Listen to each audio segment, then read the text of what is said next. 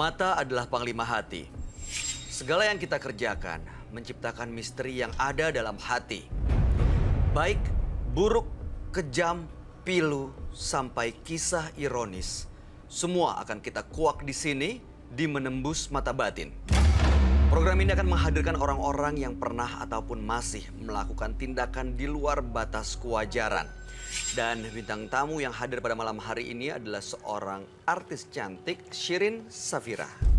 Halo. Shirin katanya punya pengalaman di guna-guna. Kamu punya pengalaman tentang guna-guna, bener? Sebenarnya kalau aku pribadi sih enggak, tapi keluarga aku. Gimana ceritanya?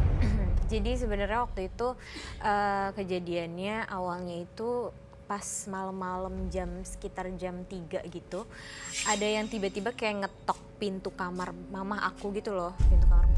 Jadi pintu kamar yang ke arah garasi. Pintu kamar yang ke arah garasi gitu, kayak ada ngetok dan kayak ada yang kayak nyakar-nyakar pintunya gitu loh. Nah aku nggak ngerti kan itu apa, itu suara apa, tapi pas kita manggil tetangga-tetangga buat lihat, itu benar-benar nggak ada apa-apa sama sekali. Sampai tetangga datang artinya cukup keras dong suaranya. Iya keras banget, keras banget. Itu sampai semua serumah kebangun gitu. Tapi pas dilihat itu nggak ada apa-apa. Dan nggak ada kayak jejak kaki orang gitu, nggak ada. Jadi kayak nggak tahu itu suara apa gitu. Dan waktu itu kita penasaran kan, kita serumah penasaran. Akhirnya kita sempet nanya sama orang pinter gitu kayak, ini ada apa ya gitu, di rumah tuh ada kayak gini kejadiannya kita ceritain. Dan jawabannya itu ada kayak dia bilang kalau ada yang mau ngirim sesuatu gitu, tapi tujuannya ke mama aku gitu, bukan ke aku gitu. Tapi sekarang mama baik-baik aja kan? Baik-baik aja, alhamdulillah. Oke, baik. Bicara soal guna-guna, peserta kita yang berikut ini adalah seorang perempuan yang nekat melakukan guna-guna karena sakit hati oleh seorang pria. Malam hari ini kami akan panggil dengan nama samaran. Kami persilahkan Rifka.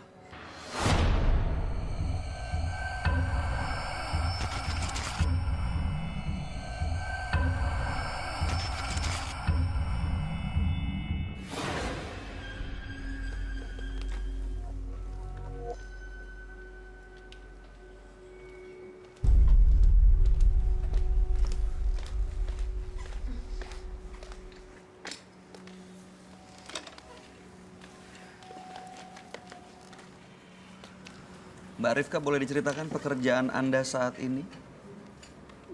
Aku sekarang cuma hanya sebagai ibu rumah tangga ya. Ibu rumah tangga ya.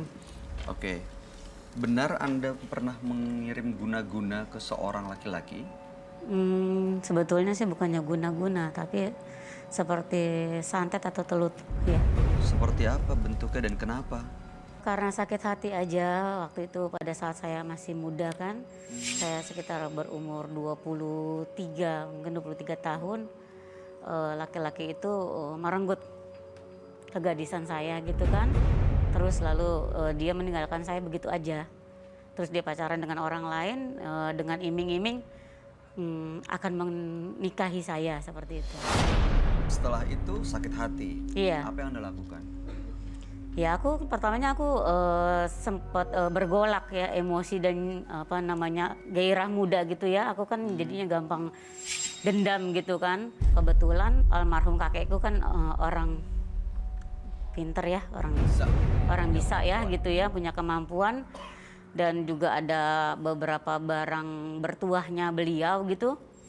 Aku sempat ngomong sama beliau, aku pengen balas sakit hati nih, ini loh kayak sama orang ini. Ya nggak boleh katanya, nggak boleh kayak gitu katanya, nggak baik gitu. Oh nggak bisa, aku bilang nggak bisa, ini orang ini nggak bisa dibiarkan gitu aja, karena nanti mungkin dia akan berulang lagi sama orang lain. Oke, selanjutnya Anda seolah-olah kasih pelajaran begitu. Iya. Gimana caranya? Ya malam itu 7 hari 7 malam aku puasa dulu. Aku memanggil kodam yang ada di Keris sama di Mandau punya kakek. Terus ya aku minta tolong sama mereka. Tolong pergi ke orang itu ya, buat sesengsara mungkin. Lalu apa yang terjadi? Ya dalam hitungan 7 hari ya, orang itu hilang ingatan dan juga nggak pernah nikah. Sampai sekarang? sampai sekarang. Oke. Tujuan Anda untuk datang ke sini untuk apa ya, Mbak Rifka? Sekarang ini Kodam itu masih ngikutin aku gitu loh. Yang setelah aku panggil itu mereka tuh nggak mau pergi, masih tetap mengikuti aku gitu. Jadi aku mau bertanya atau meminta solusi mungkin ya yang terbaik. Apakah ini baik tetap ikut aku atau harus dibuang? Oke, baik. Mudah-mudahan Anda bisa mendapatkan solusinya pada malam hari ini, Mbak Rifka. Dan sebaiknya Anda jujur menceritakan semuanya kepada sahabat kami. Dia adalah seorang indigo. Kami persilahkan Roy Kiyoshi. Sebelumnya, tim Mata Batin sudah memberikan tanggal lahir dan nomor rumah partisipan kepada Roy Kiyoshi. Dengan mata batinnya, Roy akan membaca berdasarkan angka yang kami berikan. Rifka, lahir pada tanggal 14 Maret 1975. Dia mendiami rumah bernomor 40. Sosok yang ramah, namun jika sakit hati, dia akan berubah menjadi sangat liar dan kejam. Saya melihat korbannya sangat menderita, tersiksa. Dendamnya telah membawa Rifka ke dalam aura kegelapan. Banyak sekali sosok-sosok yang mengganggu hidupnya.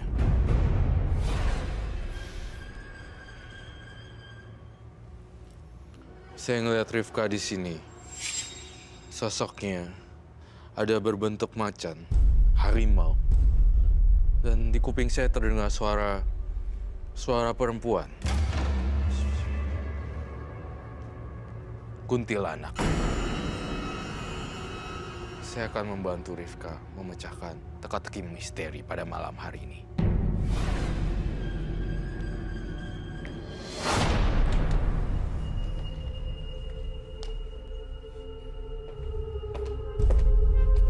Selamat malam, Roy. Selamat malam. Selamat malam. Siapa dulu? Rifka, tanggal lahir 14 Maret 1975, nomor rumah 40. Rifka adalah seorang ibu rumah tangga, pernah sakit hati oleh seorang laki-laki dan mengirimkan santet. Dan sampai saat ini orang ini juga belum sadar. Yeah. Ada 2 korban yang pernah dikirim santet. Sampai saat ini masih diikuti Khodam yang waktu Yeah. itu digunakan untuk mengirim santet dan mau lepas dari mereka. Iya. Santet. Saya ngelihat di sini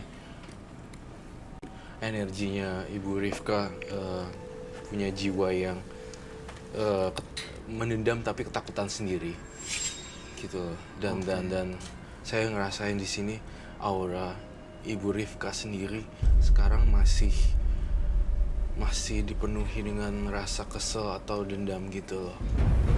Saya ngelihat juga dalam sosok penampakan di kepala saya seperti wanita berambut panjang. Tapi bajunya bukan warna putih, bajunya gelap kayak gini.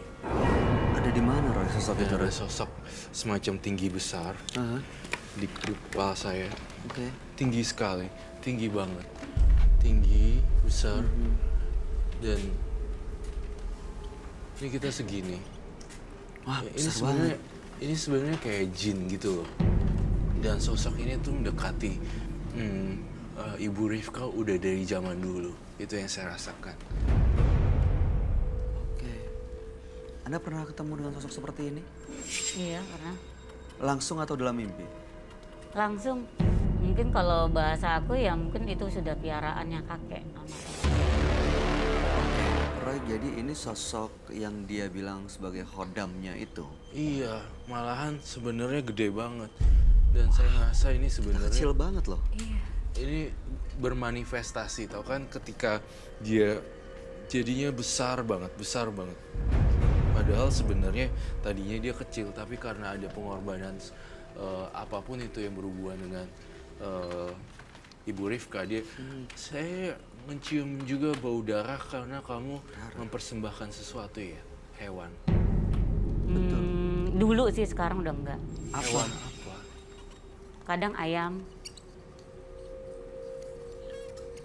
Diapain ayamnya? Potong lehernya. Ayam biasa Cemani. dan itu rutin dilakukan. Tiap malam Jumat Kliwon. Tujuannya untuk? Ya mungkin memberi makan itu. Jadi sebenarnya di sini kalau saya bilang santetnya ini tuh juga dipengaruhi oleh ini. Orang ini. Oke. Saya ngelihat sosok ini bersemayam di badannya Ibu Rifka. Jadi sebenarnya ini akan keluar sendiri sekarang tampaknya. Saya mencium gelagatnya. Dia bisa keluar, bisa pergi sendiri atau perlu diajak komunikasi untuk diminta pergi, Roy? Bisa disuruh datang? Iya. Harusnya bisa datang. Saya juga ngelihat ada sosok penampakan hewan loh sebenarnya. Harimau. Iya. Harimau. Siapa? Harimau itu dari mana? Ya dari kodamnya kakekku itu juga. Jadi ada banyak makhluk-makhluknya. Iya. Ya? Dan biasa digunakan untuk mengirim dan menyakiti korban-korban itu. Iya. Cuman kan kalau aku biasanya suka memilih gitu loh. Yang mana, siapa, benda apa, yang mana nih yang aku gunakan untuk keperluan apa seperti itu. Bedanya antara jin yang bentuknya besar sekali ini dengan harimau itu apa? Beda, kalau yang besar itu mungkin hanya untuk menyakiti secara fisik kali ya. Nah kalau sedang harimau itu ya seperti kayak nakut-nakutin aja sih. Nakut-nakutin aja. Itu nggak usah pakai aja deh. Itu kan nakut-nakutin banget mestinya ya. Sebenarnya saya juga ngelihat Ibu Rifka ini rentan sekali dengan kemasukan makhluk-makhluknya. Kerasukan Iya. gitu. Tuh kan, bener. Ini muncul nih, Bay. Ada di sekitar Baunya kita. dulu nih. Saya tampaknya harus butuh teman saya, boneka saya. Kamu perlu siapa? Marvin, boneka. Ya. Saya ingin bekerja sama dan saya memecahkan misteri ini.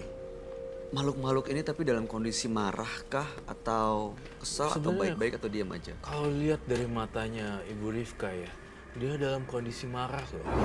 Matanya tajam banget loh. Iya. Kayak pengen orang. Saya mau kamu Roy. Roy di sini berusaha untuk membantu Ibu Rifka loh. Dan dia juga sering membantu banyak orang yang hadir di sini.